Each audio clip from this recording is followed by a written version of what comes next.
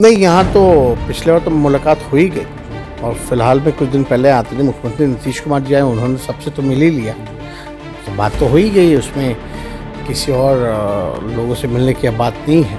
क्या भाजपा के कोई मुख्यमंत्री दिल्ली नहीं आते हैं क्या? क्या बकवास बात ये लोग करते रहते, तो मतलब सब कौन टूटते रहता है? अब बताओ, कुछ दिन पहले मेरा मॉल बता रहा था, तो मॉल कहाँ है, किसका निकला? तो भाजपा का निकला, तो अब सीबीआई का नहीं छापा मार रही है। नमस्कार, आपके साथ में रोहित कुमार, आप हैं न्यूज फॉर नेशन पर। तेजस्वी यादव दिल्ली में हैं। अब बता दें कि डिप्टी सीएम बनने के बाद दूसरी दफे तेजस्वी यादव दिल्ली पहुंचे हैं।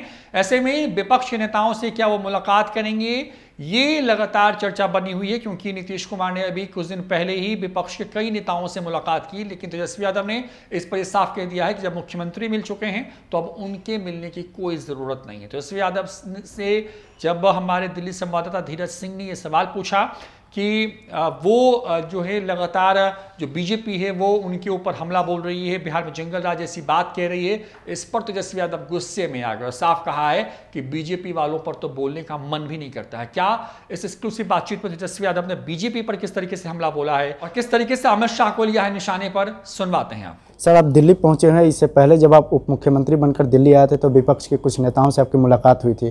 क्या इस बार भी किसी विपक्ष के नेताओं से मुलाकात हो सकती है?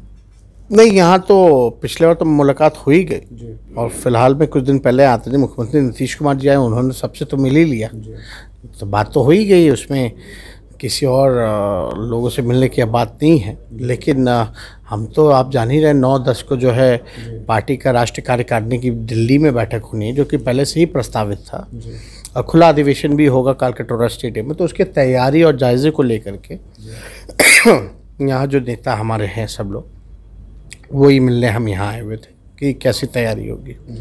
नीतीश कुमार पिछले दिनों दिल्ली दौरे पर थे। लगातार बीजेपी की ओर से कहा जा रहा है कि ये दिल्ली दौरा जो था केवल वो पॉलिटिकल टूर पे गए हैं, कितना भी कोशिश कर ले विपक्ष को एकजुट करना बहुत मुश्किल है।